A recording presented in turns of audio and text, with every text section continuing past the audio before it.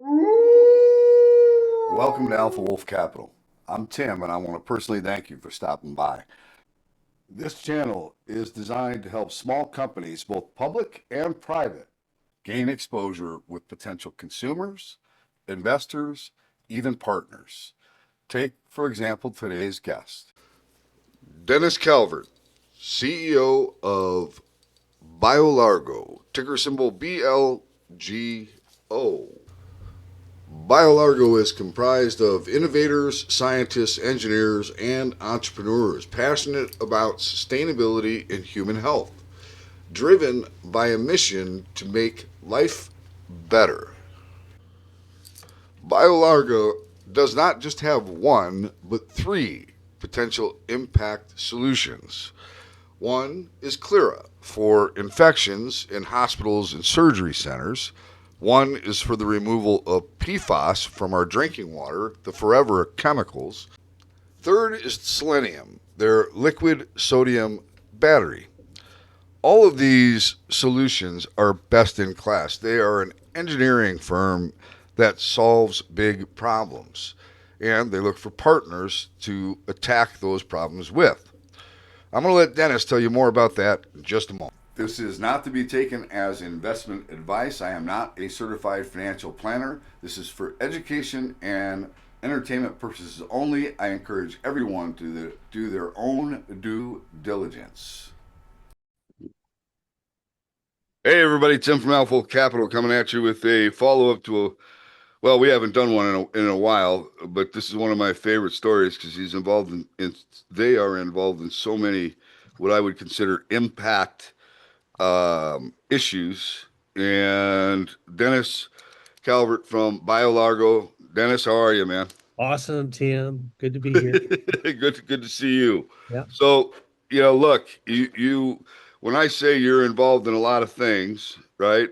You've got Clara, which is the operating room Right. Infection steps, control. Infection right? control. Right. Yep. You've got Poof, which is Yep. the odor. Odor and industrial, both. Yep. Yep. You've got Battery tech. PFAS, and then you've got what is it? Salinity. Salinity battery cells. Yep. Yep. Salinity battery cells. Yep. Right. Just a few things going Just on. just a few game changers is what we say. Each one we believe has a chance to be the lead, just so we're clear. Yeah. Got So to I get mean, there. Yep. these last three, it's funny because the one that I never felt was really that big of an impact thing was Poof. I mean, it's not, it's all nice and everything, but the ones that I've always thought were really big were PFAS because it's the forever chemicals in the water. Yep.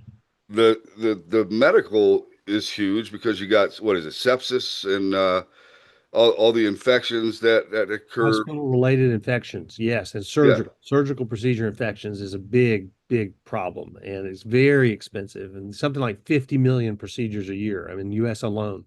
yeah. Huge market, multi-billion dollar market. And that you're talking about saving lives. You're talking about right saving the healthcare system a boatload of dough. Money, save people. That's pretty good. That's not bad. And then, of course, when we look at the salinity, we see all the fires that occur from the lithium, right? It's fine. It's funny, when we started that, we started with the thesis that fires were the number one problem. It actually in the world, the global scheme, the real problem is the supply chain. And so what's happening is people are really tired of leaning heavily on China for rare earth elements. And so critical minerals is a big deal, and also the end of life issue with critical minerals, plus safety. So safety is a big deal. And then, every once in a while you see a big fire that launches somewhere. You're like, holy shmoly, that's a fire, because they don't go out, right? Right, right. Those are called runaway fires. So one cell lights another, that lights another, that lights another. And that's a systemic problem with basically the rare earth element and the design. What happens is if you overtax the battery, you push it too hard, push it too little, it creates side reactions. Side reactions create degradation, and then degradation ultimately leads to failure. And of course, for lithium, it's a highly flammable material. So if it overheats and it's got degradation, you got a little problem. It's a big problem. So there's a whole bunch of things going on in that. The other is basically there's this insatiable demand for battery tech. You Yeah. can't make enough batteries. You just can't make enough. I mean, there whatever you if it's a decent battery, you can sell it. And if you got a better battery, we think you can sell them before you make them, which is kind of what we're working on, bringing Right. partnerships around the world to build out manufacturing capability to make factories for the next 25 years, make batteries for the next 25 years. And everybody wants, I always say, don't sell batteries, sell battery factories. You'd be amazed who wants to be in the battery factory business. A lot of people want to be in the battery factory business. We were actually quoted, I don't know if you saw it in the New York Times yesterday or day before yesterday. Yeah, as a industry, on the front line dealing with long duration, that's large scale battery systems that back up the grid and offload renewables. And the word insatiable is the quote, right? You just Right. can't fill it. And if you look at, the economics of data center and AI, there's this infrastructure boom that's going on. And I don't know if you saw Sam Altman the other day. It was about 2 weeks ago. He says we're going to invest over a, a trillion OpenAI in infrastructure. So what's that? Well, that's energy, data center, data infrastructure, and guess what? Batteries, a lot of Right. batteries.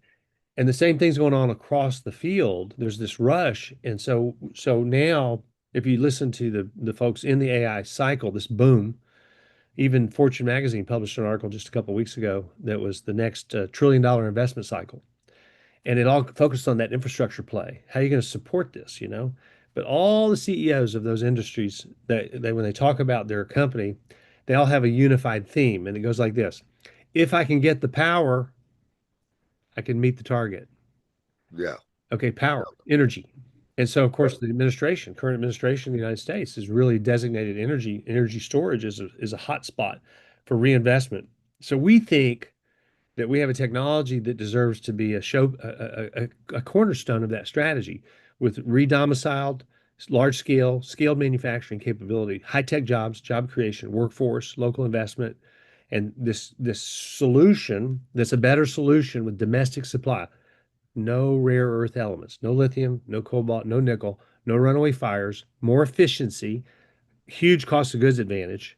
And all that can be domiciled in any domestic market globally without relying on that supply chain to choke your neck.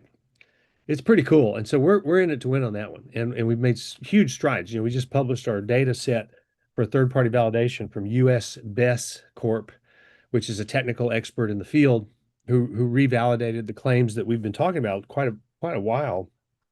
But so there is some work to do. We're scaling up. We need to do module testing, which moves into the sort of like as built field testing for interacting with the grid. So that's next. But we're in the early stages of forming partnerships. We've made public disclosure that we've signed 4 MOUs for about 11 factories. Okay, now track with me. Those are not done deals. Start with that. They're not done until they're done. Make sure everybody gets that. But they're an indication of interest. And what's happening is we're going into these communities and saying, look, we're going to hire a bunch of people. We're going to create economic commerce. We're going to train. We're going to build high-tech jobs. We're going to support energy transition. Okay. And the idea there is that we're the supply chain. So we're vending in technology and know-how and engineering capability to help put people in the business of those manufacturing capabilities. And we get paid to do that. So whereas most battery companies have gone to the market and they've spent 200 million or 400 million dollars just to get in the game, that's not us. We're going to get paid to put people in the business and then take a piece of the action, if you will, and a royalty and a minority position. And because it's so timely in the world, if you just think through that a minute, what we're talking about is a globally scalable business model. It's unlimited. You can go anywhere. You can go anywhere in the world because your partners are financing your investments in their community and they want that money to stay home, right? We just want our share for bringing that opportunity to bear. So we're getting a lot of attention. I'm very excited about it. And again, it's not easy. There's a lot of work to do, but what I'm hoping to do is get some of these under more definitive contracts next. We got MOUs, then you go definitive, then you go hard money, right? We're gonna get a deposit. Right. And Right. that'll be the moment you really go, okay, got hard deposits, let's go. And we'll start engineering and building factories. And that's coming. We think it's coming. It's coming a lot sooner than people realize. So Okay. I Pretty, mean, it is an interesting model. I mean, I've had people, people have their views. of course. I see that it's, I guess you could say, oh, bummer, why are they giving away this tech for so cheaply? But then again, like you just said, you want to build out one of these factories and facilities. Well, if It's you're not gonna, that, so yeah, what you're pointing out is the idea of why would you share, right? Why would you share? Why would you share the goodies? Why would you share yeah, the wealth? Why would you enable your partners to have such a windfall? That's really what you're saying, right? Okay, yeah, you know the answer is because they're going to put up all the money. Okay, so it's really simple. Okay, now when yeah, you think that way, if your business model was to build a factory, you probably wouldn't do it. Our business model is to build 50 of them. Okay, so no, what you say is, look, you need scale. You know, Tesla's a beautiful company in the fact that they've shown how to visibly vertically integrate scale. They also leveraged heavily public funding, and basically the federal government gave them all the money to build their company. And so tax credits and that Inflation Reduction Act and leveraging those tax credits for commerce have created this extraordinary machine that they've built. Okay. What's missing? Here's the thing. Brilliant people, great company, love it. All good. Okay. Guess what? Lithium. They're focused on other technologies, right? And so the gap in the market is look at that scale, look at the way they've leveraged public funding. So there's a lot of lessons that we all should learn from. Okay, really brilliant. Okay, guess what? That battery tech's not so great for long duration storage. yeah, So if you have a better tech and you can leverage some of this strategy so that people pay you to come there and build product and you don't make all your money on one deal. So what that allows for then is reinvestment into the community. So what happens is when people hear our story, they go, "Would you please come to my town and build a factory?" And I said, well, we're looking at CapEx, how we're going to finance it. So we got a capital stack. It kind of looks like a real estate business transaction. Okay, we're going to build something. It's going to make this, going to generate sales, going to support the grid, support commerce. Who wants the batteries? A lot of people want this. And so from our perspective, it's not really that clever. It's really creating a mindset that says share the wealth, don't be greedy, but make sure you get your money. right, And that's what we're doing. And so it creates demand for us all over the world. So instead of saying, gosh, I hope I get a factory, that's not where we're at. We're at what are we going to do after we get to the 20th? And can we go to 50 or more? You know, I had a friend, they spent, decades doing it. I said, asked a good friend how many factories they built. They said, you mean like ever? I said, yeah, ever. 900 factories.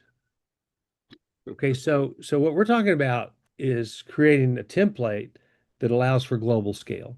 That's what we're talking yeah, about. Globally scalable business model. Think of Broadcom on steroids.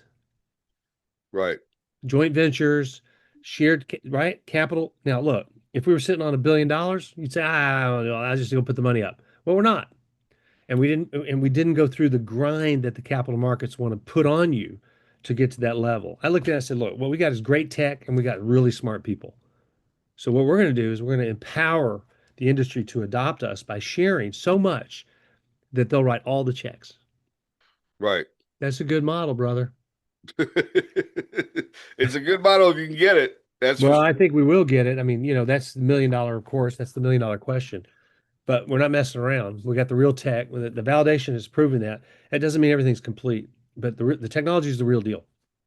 And the thing people have to remember is we had 10 years of R&D before we ever stepped in this. We acquired this IP. It took us 2.5 years to replicate. There's a lot of secrets in the sauce. The recipe is pretty special. And the claims that we're making, if you just line them up statistically against the competition, and I mean all competition, all comparative battery technologies, they don't match it. High energy density, high voltage, 95% round trip efficiency, no runaway fire risk, extraordinary cost of goods advantage. So the trick in this business model is it's not about the technology, it's about scaling. Right, So how do you scale without, going through $250 million? You do it the way we're doing it. Okay, now think of other business models, you know, who create an idea, they have a showcase, and then they replicate through what? Franchising. right. It's not so far-fetched, brother. I mean, I'm telling you. And so the idea is unified uh, quality control, QA/QC, unified brand, unified supply chain, right? Unified claims, unified insurance, all the things that make it feasible to scale. Capital comes from partners who want a big piece of the action. Yeah, I think we're going to do just fine. It's a big business. You know, the net present, when we run our calculation on our model at 7 factories, just think about it, 6% royalty, 19% carried interest. That's our basic business model. Net present value on that's about 1.5 billion. We got a $55 million market cap.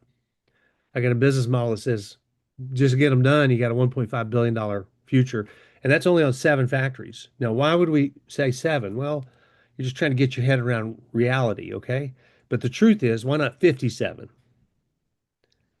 Okay, there's no reason it can't go there. Now, I think what'll happen is as we embark on that and we get into the game of building out battery factories, which we think is sooner than later, the company becomes a very attractive acquisition target or strategics want to step in.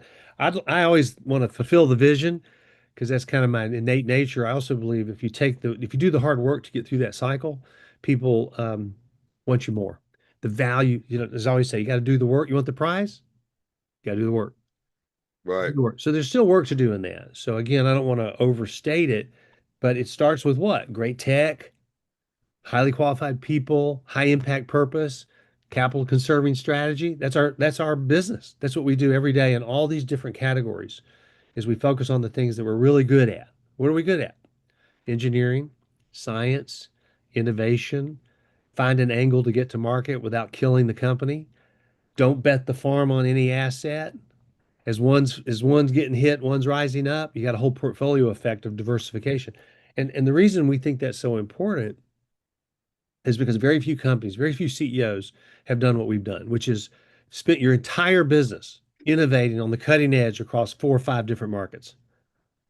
Not very many right, people do that, okay? And as a result, you know, we have rules of engagement that we think are really critical. Don't bet the farm. Don't be the bank. Don't squeeze every nickel. Share, right.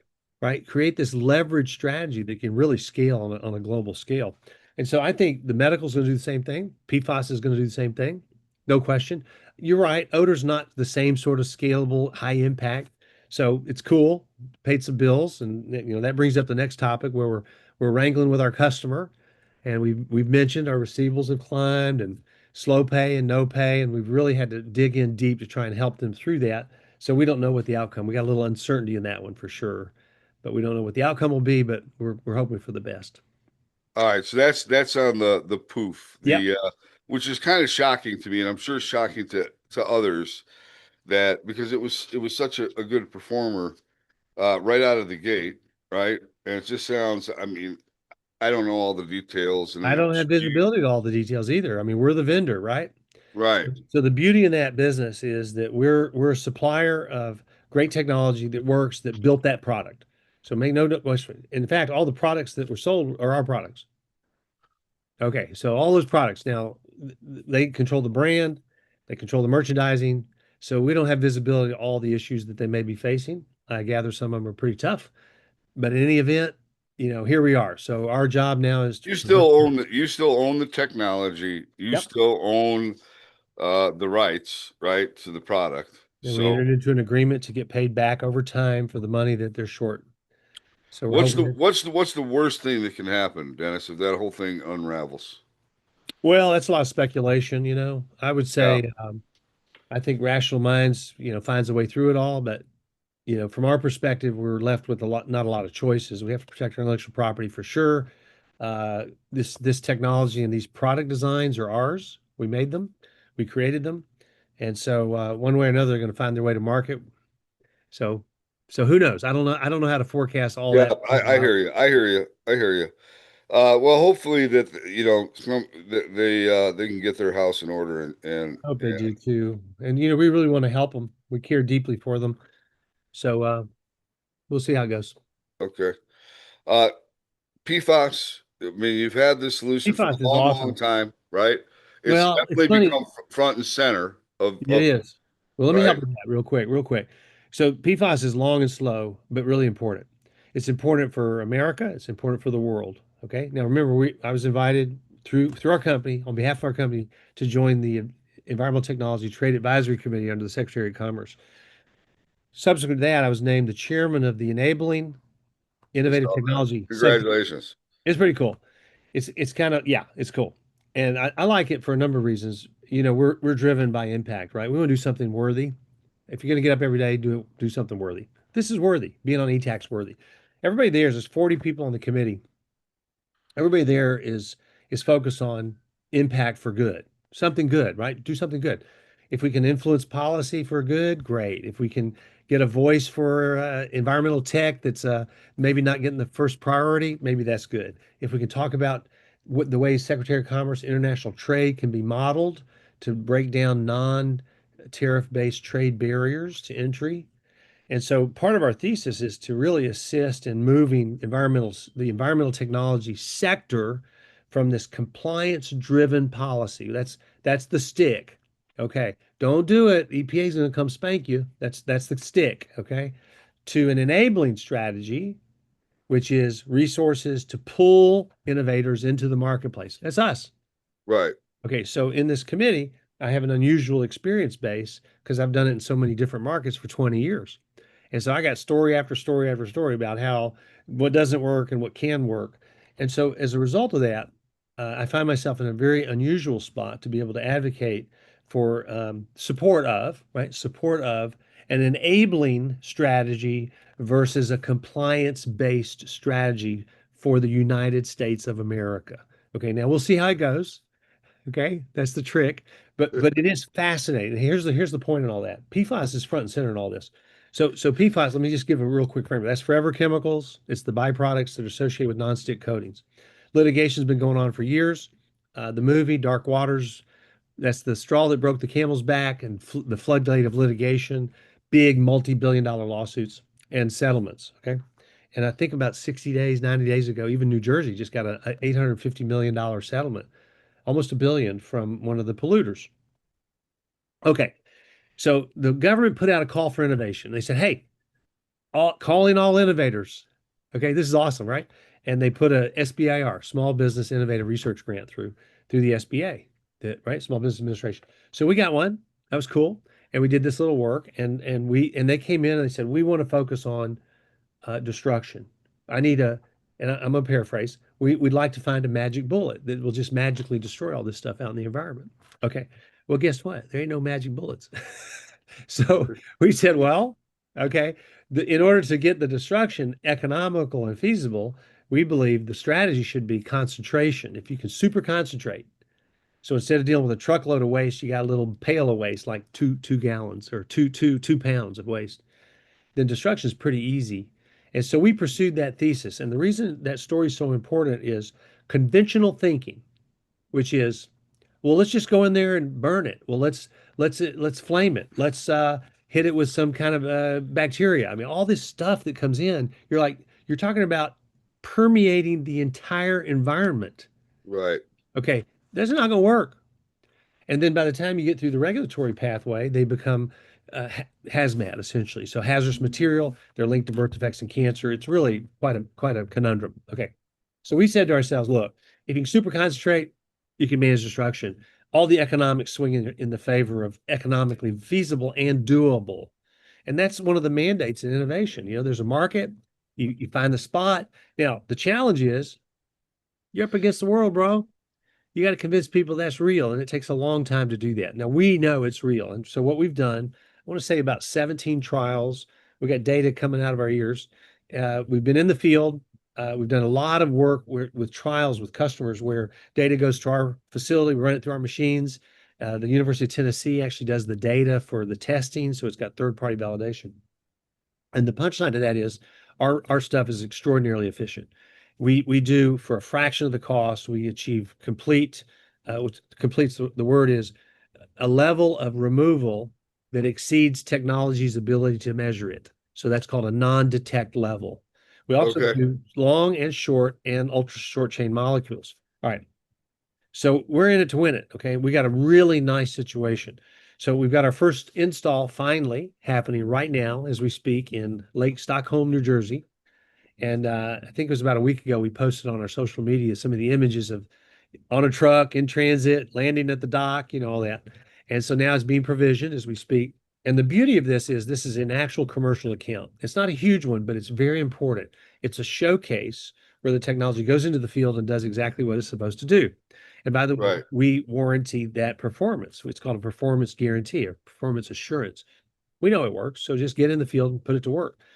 In this case, the EPA state and the EPA federal have agreed to validate this technology and publish the data and do a supervisory role, not only for permitting, but for proof of claim globally. Very important piece of work going on here. Okay, now, why is this important? In the marketplace, there's what's called an early adopter and a late adopter, okay? Mainstream. To get to mainstream, you got to go through this painful process that we're going through now. So in the scheme of who we can serve, there's really a whole different a menu of different clients. Drinking water is obvious. The other would be industrial. So industrial wastewater, groundwater, okay? Firefighting foam, collection and destruction. Leachate, that's the water that comes out of a landfill. Here's the beauty. In all of those applications, our system works. Okay. Okay. Now this is most can't say that. Okay. So it's very unusual to be able to do that. So that's number one. Why is that important? While we have some markets that are very slow to adopt, we've got other markets with engineers and business people making decisions that are not afraid to step in and find the real solution way ahead of someone who's a political appointed official who's Right. of their shadow. Now, I get it. In fact, I'm very empathetic. They like, I can't adopt new tech. I'll get fired. I'm telling you that I have it happen in the field. Oh, I can't do this is congratulations. You got a winner. I said, it is a winner. They said, but I can't adopt you yet because you don't have enough traction in the market. I'm like, okay, so you're going to spend double, not get the answer. Yeah, but this is the safe one. I'm like, okay, so that's the challenge in the epitome, right? Now, the beauty is we're going to win. Okay. You know why? Because our tech's better. And we're pretty stubborn about staying the course. Now, we've got a pipeline of business it's got to be over $200 million for the business. I mean, I've never seen anything like it. And so some will happen, some won't. There'll be some falling off. But if you just said, okay, can we get 10% of this to come in? That'd be 20 million. I'll take 20 million. Let's get going. The other thing that's happened is big industries come to us and said, I want to customize the solution for industry. Okay, so that's engineers, man. This is not I hope it works. This is everybody comes in, custom designs for a specific waste stream at industry. Big business, very big business. The other thing that's happened is people that are in the business of selling solutions want to include our technology as a component in their solution. So now we're working with competitors. And I mean some big ones, big boys. And so what happens is they come in and say, congratulations, is there something we can do? And we say, well, of course. Of course there's something we can do. We'd love to work with you. What are you thinking? If they say, well, just give it to me, I'll let you know how it goes. We say, I don't know if I like that plan. So, okay, so you got to get the right deal with people you can trust, right? You need to be able to trust your partner. But we've gotten so far on the intellectual property now and the design component that it's now just a matter of waiting out the adoption cycle and stay the course. The beauty is that we've already made the investment. So we're not burning cash in that project. We've already spent the money.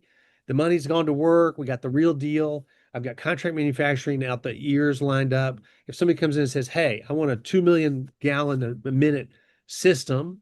Okay, you're talking about a building for that, you're probably talking about 100-foot long, 70-foot wide building full of devices. Okay, that's a big plant. That would be municipal scale. I've got contract manufacturing that could turn that thing up right now. So there's no scalability question. Remember, it's modular.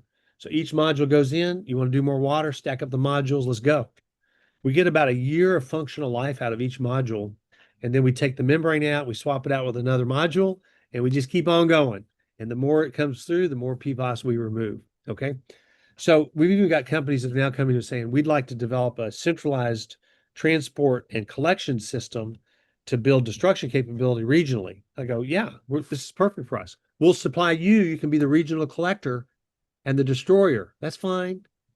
We're not going to go build all that infrastructure, but we can empower you to do it. Right. It's just fascinating. And so again, and we're just now getting international attention on it. So of course, the market, and again, we're very empathetic of how long this stuff takes. This is a long cycle. The market says, I don't know if I can trust it until it generates revenue and profit. Big mistake. Big mistake. You're missing it. We've now spent 5 years. We're at the forefront of innovation, and we're in it to win it. And we just the acclaim that we're getting, the partnerships that are there, and so it's just a matter of time till you finally break out, and you start making real money. And we believe that that's really at hand. And again, the burn rate is so low, and we're in it for such a big prize. It's really worth taking positions. And unfortunately, that's the nature of our business. It's a lot of blue sky backed by real people with real assets and real strategy, right? Okay, it's just a matter of time till it finds its home, and that takes us to medical, which is now poised to break out that way, and it's going to break out in a really big way. And I'm telling you, if you're not in the stock and holding now, when it does, you'll miss it. All right, Dennis. I mean, look, and I believe you're right. One of the things, I mean, I'm sure you've noticed, I've gone from Alpha Wolf Trading to Alpha Wolf Impact, and that was intentional because I want to spend my time uh, shining a light on companies that I think are going to make an impact on humanity, right? A positive impact on humanity. And there are a lot of companies out there that are trying. I mean, there are a lot of companies out there that have technology today that if we were using it would save. It took 7 companies, and I had Perplexity AI run through the scenario that if these things were standard today, Yep. Yep. how much would we save annually, and how many lives would we save? It was $1.96 billion and 60 plus thousand lives. Wow. That's 7 companies, Dennis, and it wasn't yours. You weren't one of them, but I look at that and I think to myself, no, there's that saying that if you want to get the most out of life, improve yourself just a little bit every day, Yeah, of course. right?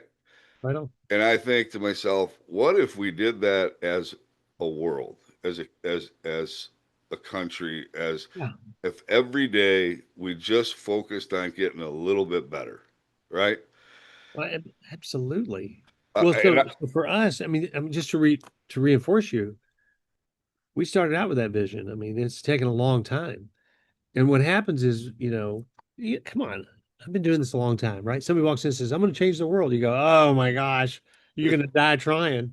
I mean, come on. That's what everybody says. but So, it's true because you bring up the biggest. What I've identified is this: it is that adoption curve. yeah, right. You can have the right solution. I Oh, mean, yeah. I'll give you an example. RFID tags were invented almost 30 years ago. They didn't become popular. They're still really not being utilized the way they should have been utilized 30 years ago, Yeah, right? right. It's our ability to adopt and change that takes. How do we shrink that curve? Because I'm going to tell you right now, with AI, I was reading the other day that there are so many things that will be discovered, cured. All these things will, because of AI and artificial intelligence and quantum computing. And I'm thinking to myself, so what? We've got a bunch of stuff that we've already figured out that we're not using. We haven't made it the standard. Why? So what? We're just Well, going to have more stuff that we don't use. well, I can address some of that. I mean, it's a strategy, not an answer, right? There's a Yeah, strategy to do it. And the concept is, passing the valley of death, right? So that's that adoption cycle where you go from early adopter to mainstream. And most companies fail. And they say 90%. I think it's like 99%, really. I mean, it's just because it's tough, man. it's so daunting, right? And the big boys will sit back and watch you stumble. And the capital guys will say, I only give you money if you hit my quarterly targets and you got to hit these numbers. And then they beat you down. Okay. So we're unusual. I'm going to just start with that. We're very unusual. We're unusual in that we've stayed the course for an extraordinary long period of time. Okay. Now, not without a price. Okay. Not without a price on our stockholders who had to wait, price on management who's just slaved away. And it's a lot. It's not just me, it's a whole team. And it kind of goes back to this core strategy of saying If you're going to do something, do something that's worthy. Now, what we learned is two things. One is over time, our core competency morphed. We became competent with science and engineering and the innovation cycle. And so rather than saying, I was with a fund one time about 3 months ago, and he says, well, why haven't you just picked one and done it? And I said, you're talking to a CEO that can write the textbook on risk management, brother. I mean, what are you talking about? How many investments do you make? Do you only make one? I said, no, you don't make one. I said, we're an investor. We're investing our time and our resources in these assets, knowing that there's things that we don't control. What we do control is the things that we do, which is what? Science, innovation, working through the adoption cycle, continued advancement, find the channel where the value proposition is so high that the market will adopt you because it's such a compelling business case. Okay, what does that mean? You can't do incremental. You got to do extraordinary innovation that has a chance to dislodge the incumbent marketplace where the value, the incremental cost is manageable and the value proposition 3 and 5 and 10x.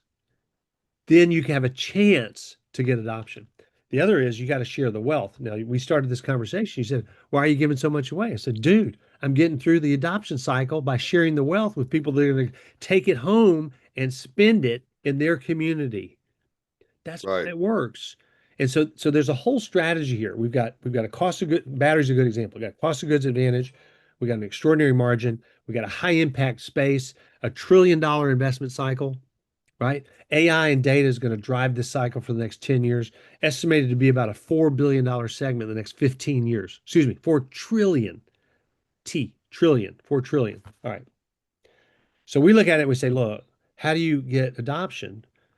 You give more than you ask for. That's how you do it. And you got real tech and you just stay the course. So between here and there, there'll be a moment where everybody says, holy cow, they were right. I'm like, yeah, I know we're right. See, I know we're right. I know what we have. I sit on it every day and I say, this is going to find its way to the marketplace. And again, it's not without risk. There's execution risk, there's capital risk, there's regulatory risk, there's risk everywhere. Okay. But look at our company. This is why people have to do a deep dive. You look at our company and what you'll see is we haven't changed our tune at all. We stay the course and we keep executing. And if we weren't making advancements, I'd buy into this notion of, what are you guys screwing around? Like, are you kidding me? Do you realize what we're talking about? Now, the medical is going to be probably the biggest, most pressing current breakthrough in the portfolio. So let's talk about that. You want to? Yeah. Okay, medical, clear medical. So See, you do this to me every time. You suck me in, and I'm like hanging on every word. I love you. I love you. I know. I try to keep it real, but I'm pretty excited. I mean, once in a while somebody say, you must be really excited. I'm like, dude, I was excited 15 years ago. I mean, you know, That's what's awesome about you, Dennis, is that you don't. I don't think I've ever talked to you, man, where you are just I've had my not moment. I mean, I don't know how you do it, man. You must have some kind of an inner, Wind it up, wind it up. I don't Well, know, yin yang. You got something going on. Right, go ahead. there's a couple things with that. I mean, we can, I want to talk about medical, but let's talk about the principle of that. I'm telling you, I'm committed to something that's worthy of a whole lifetime career. So that's it. If it wasn't, I wouldn't do it. I mean, somebody said, well, what are you doing? Like, look, none of the insiders have ever sold any stock. We're all long. We're up against the system, which is so difficult to navigate, undercapitalized along the way from time to time, right? And getting the access to capital and preserving the integrity of what you're Oh, doing is it's very so difficult to horrible. do. So the answer is we didn't compromise. We didn't compromise. We're going to do what we believe is good and right and good for investors too. Okay. But it's definitely the long haul. It is not, hey, check me next quarter. That's not us. We're the deal that one day it goes from 20 cents to 50 and then goes from 50 to $3 and it doesn't come back. Okay. That's what we believe. All right. And we put our money where our mouth is. And we've done it for an extraordinary long time. Yep. So that's different. And then we diversified around that thesis to create a portfolio. And sometimes somebody will say, well, which one's going to hit? And I'm like, dude, they're all going to hit. And they go, oh, come on. I'm like, no, you don't understand what we do. You haven't done your homework yet. Do a little homework, figure out who we are. We're science and engineers focused on impact, capital conserving strategy, highly qualified people, right? And then we preserve capital to find our way into a channel with high margin, high value for adoption, and we make the deal. And because of that portfolio concept, we have, people say you got all these shots on goal. I'm like, they're all going in the net. It's just a question of when and how big. And you have to leave some money on the table for the next guy. That's the other thing. You can't squeeze every nickel, right? Because we're not going to right now, we're not a company that's going to have 2,000 employees. It's just not. It's going to be a tight group focused on innovation, science, engineering, find the channel, make the deal, form the partnerships, leverage the arbitrage, if you will, between manufacturing and distribution. It's not rocket science. It's pretty basic. Okay. What's unusual is we stayed alive for so long to now reap the fruit of that, of plowing that field, planting seeds for 15. That's what kills you. Look, 83% of companies, small cap companies that go public are gone in 3 years. And it's not because they didn't have a good product or service, it's because they got screwed in the capital markets before the adoption occurred. That can That's happen. the Well, bottom so line. you want to be really careful. We've had some criticism for that. I get it. People are like, I thought it was going to be so much sooner. And I'm like, yeah, me too. I mean, it's not, some of this stuff has really taken a long time. So I'm very empathetic, and my hope for those investors is that they can watch it and just let it rest and then see it unfold, right? Yeah. Because I believe it will, and I believe it's going to be really, really juicy for everybody. Now, medical is a good example. The ideas behind the medical products go back over 25 years. 25 years? Are you kidding me? My goodness, we're getting old. I'm a granddad. Okay. So, new granddad, by the way. Not an old granddad. Anyway, so in that thesis though, we knew when we started this company that one day we'd figure out how to capitalize and get the right people to advance the thesis of healing human wounds. So that's wound care. It's a very technical market. And then the second is infection control as a product that could help avoid infections in the hospital. Okay, we've had direct investment about for almost 14 years. That means the idea was just an idea until about 14 years ago. We put some money in, and actually Jay Stroman, our board member, is the first guy that put real money in. I mean, it's a lot of money, and he believed in us. He said, "I believe in you," and so somebody with capital put enough money so we could like muscle up and start this journey. Okay, since then we've brought in a total invested base of about 18 million. Okay, now what's happened in that business model is when we started day one, BioLargo owned 100% of it. So now every time we bring in a little capital, we face some dilution. And so we're now at about 50%. So we've sold about half the company to get it financed, but it's still a controlled company because of our board position and the way the company's structured, which means we consolidate it under our financial statements. Okay. The idea was really simple. You got to get through the regulatory pathway. That took almost 6 million bucks and like 4.5 years of unbelievably difficult thing, which we achieved. You then had to refine your product designs for the way they're marketed, packaged, manufactured, very expensive. You then have to get key opinion leaders, that's physicians, who come behind it and say, bravo, you got a winner. I'm paraphrasing, of course, that's not what they say, but they adopt it. They say this is a transformative tech. Then you need more data. Then you refine your product for the marketplace. Then you got to build distribution. Okay. This is an extraordinarily high bar for not only technical performance, but value proposition in a very, very, very competitive market. It's as high a bar as we could have. All right. Now we've done all that. So the last piece of the puzzle was we got to prove to the partner, a big boy, that says you can scale manufacturing with me. I'm not going to go sell it and turn on the spigot unless you can back me up. Okay. That's taken a year and a half with real money. I mean, I don't know. We probably spent 6 million bucks in the last, I don't know, year and a half, 2 years. So we're coming into the end of that cycle now with finished product, great product design, key opinion leaders that support the thesis, regulatory approval for the as-built technology. It then goes through the final step of filing labels and claims with the FDA to finalize product as it goes into distribution. We're hoping to finish the next step right towards the end of the year, be ready to launch in Q1 or maybe the end of Q1. It's coming, and it's coming like a freight train. Okay, just it's a freight train, and so we're partnered up. We have two channels that are going. One is into this surgical suite. The other is more of the traditional wound management. So that's like somebody with a diabetic ulcer, a great example. And Yeah. we help treat that with an antimicrobial product that has shown to increase the ability to heal, all right, which is great. Now, remember, our chief medical officer in that business is Stephen Cavros with a K, Kavros. Stephen, 22 years head of wound and vascular care at Mayo Clinic. Okay, Stephen's just awesome, and he's a high impact guy. He's not messing around. It's all for him in his journey of life. It's about taking care of patients. Yeah. It matters. For him, that's all that matters. Purpose. Okay. And we've surrounded the company with this mindset. Okay. And then we've selected our partners we believe we can trust, who will do what they say, who have huge market share. And we put business deals together where everybody can profit. The trick in med device is you got to get through all that barrier and then you got to go sell it. And there better be enough margin because if you don't, listen, spread the wealth, you can't get adoption. Right. Okay, so we're back to this capital conserving strategy, right? The idea is once you get through all that, and now you find the channel with the right partner and the right claim set and the right spot where the value proposition for the customer is so high that the cost is incremental and inconsequential, and yet there's enough margin to pay for the selling channel. Now I'm telling you, I can write a book on this. This is textbook, okay? And we've done all that. And so now the prize is before us. Okay, and it's going to be big. It's good. In fact, I would argue it's worth to BioLargo. It's probably worth 5 to 10x what our current valuation is. Just so we understand, that's one. And yet we've got battery tech, and we got PFAS, and we got some odor stuff, and we got more. There's more in the portfolio.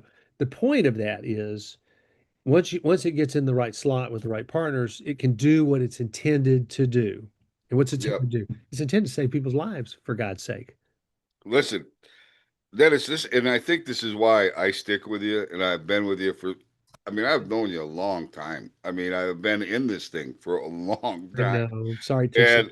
and I'm not going to tell you that I haven't made. I mean, look, I've made some short trades. I've made a little money. I'm probably net. I'm probably down a little bit.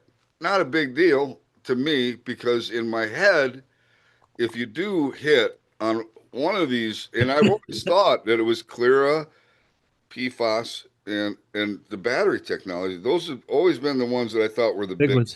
Yeah, opportunities, right? yeah, And yeah. the most impactful. Um, and I think you're going to hit. I think you're.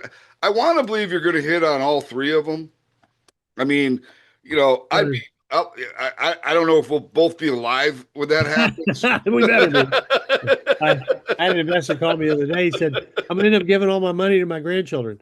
I'm like, But dude, I hope to God that you do hit on all three because I think all three are admirable, right? I think all well, they're three worthy. Here's the way I and say worthy. it. Yeah. They're worth listen, here's the thing too. I know it's hard for people, okay? I really do. Let's watch management, man. We've been in this forever and we're not going anywhere. Nobody's ever sold a share. We're all in, okay? And why? Well, because we have a principle, and that is we need to make everybody some money. We got to get the breakthrough. So people will say, I can't bid your stock up until you execute. I said, that's fine. Just watch us execute. I mean, we're knocking on the door now. So this is a And time. that's why I can feel you've always been a high energy guy. You've always been an up guy. I mean, if I should actually call you like when I'm having a down day, I should just call you and talk to you for a minute. I'll get Right. off the phone. I'll feel much better, right? You've always been that, but I do believe now, and this is the thing that I've learned over my career of following companies. There are companies that will stagnate and stagnate and stagnate forever.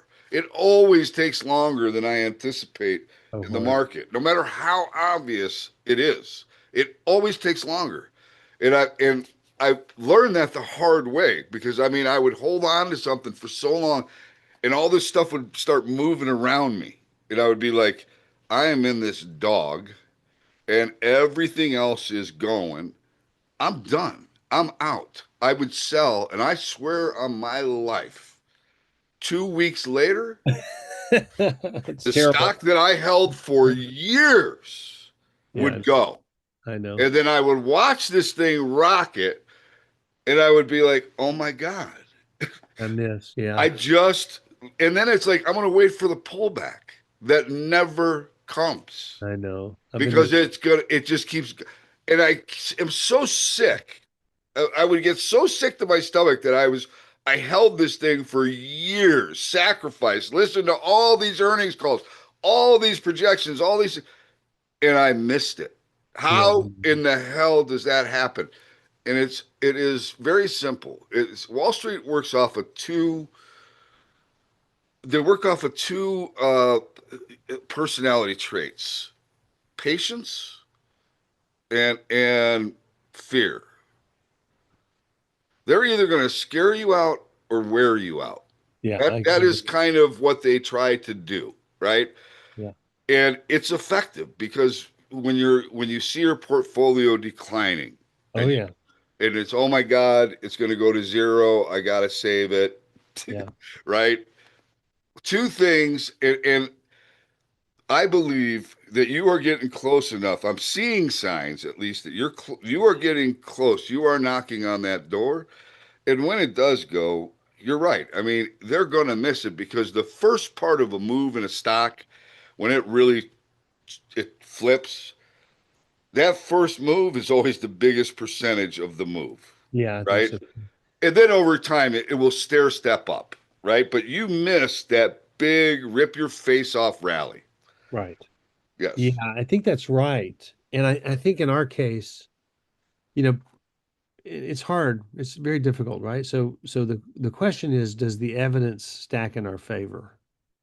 And I think the argument is yes, that's the answer. So the technology propositions that we have are the real deal. And they're capable of being scrutinized by technical people. Not necessarily the average mom and pop sitting in the kitchen trying to make a stock pick, but from a technical perspective, we have such validation now that's beyond reproach. Independent, third party, FDA, all these things are in place. Okay. So that's one. The second is we've just not wavered. We've stayed the course. We're in a better capital position than we've ever been in. I mean, it's crazy. And the stock has been bracketed where we've raised the money. And so you get a little bit of bracket. It's hard to break out of that bracket until you push through. So Right. that's clearly evident in our stock, right? As it moves up, you get some selling and this arbitrage on the short-term trade, which is just the way it is. You can't affect it, right? Okay. But we've been so good at conserving capital and doing so much with really, frankly, little. And we've managed to, even like the medical, I think it's statistically, we said, what does it take to get a med device to market? They're going to say 30 to 50 million. Okay, well, we're like 18. Why? Well, because of the way we do business. And so it's so unfortunate that's sometimes slower. You say, well, speed it up. Well, at what cost do you want me to speed it up? What are Right. you saying? That's not the way it works. You have to get to the spot where there's the preponderance of evidence to really create breakthrough. And then the more the credible players come with you because you've de-risked the Yeah. business proposition for them, ready, and share the wealth with them. See, I think that combination is what makes it work. Yeah. You know what, Dennis? I hope you got it. Look, I think you're dead nuts right on with everything that you're saying. And I see it real world every day. I mean, there's a company that is in my head right now, has been around since 1978, has a medical device that literally no one else has a device that can do what it does. And over 50% of clinicians guess at what this device can actually give you the Yeah, it's worked out. precise. They Nice. guess and they guess wrong. Yeah. Okay. That is to me, that's mind boggling. The Yeah. company's been around since 1978. That's a long time. How do you not adopt a tool that will give you a precise answer to where you don't have to guess and Yeah. not use it? Yeah. That's how crazy the Well, the adoption market. curve can be. Yeah. Not only that, though, it's really interesting because one of the things we on that front, which is what there's a whole series of a matrix you got to go through on med device. Is it reimbursable? Does it improve care? Is it statistically relevant?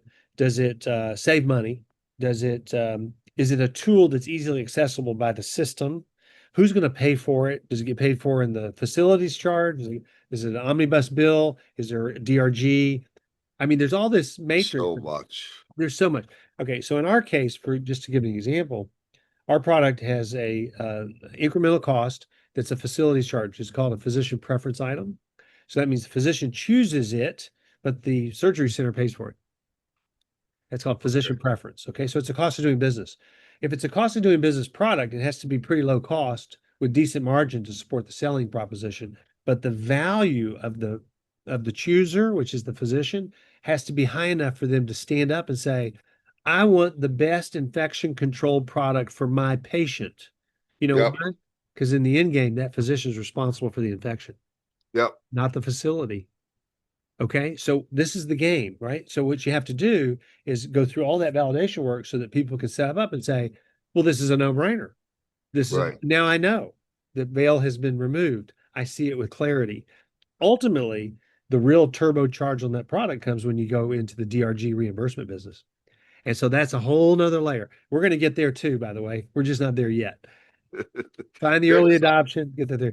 I Yeah, know that we weren't planning on doing this, but this is what happens when you and you I. wound me up, bro. I know. I'm sorry, man. I know you had stuff. You got stuff to do. I got stuff to do. I wanted to get you because I do think you are in three very, very relevant and Yeah.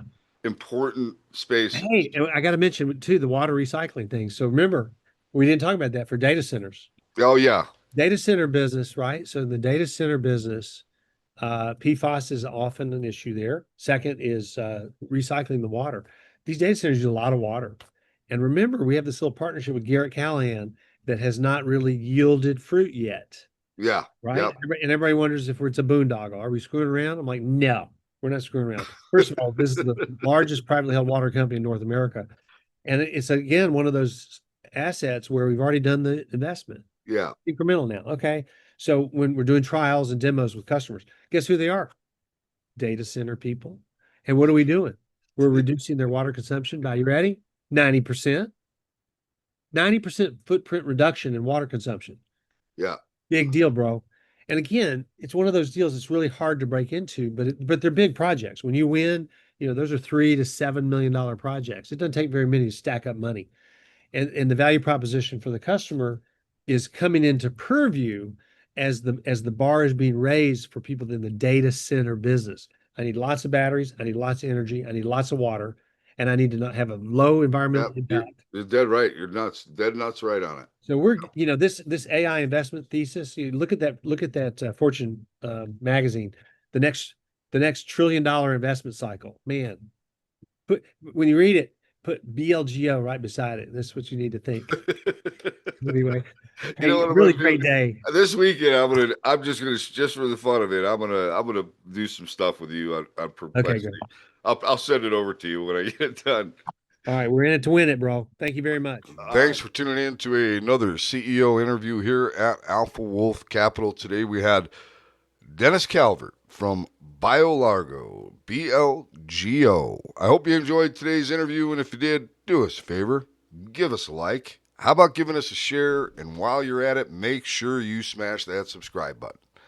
All of those things are extremely important to us here at Alpha Wolf Capital, and we appreciate you taking the time to do that. Until next time, stay safe.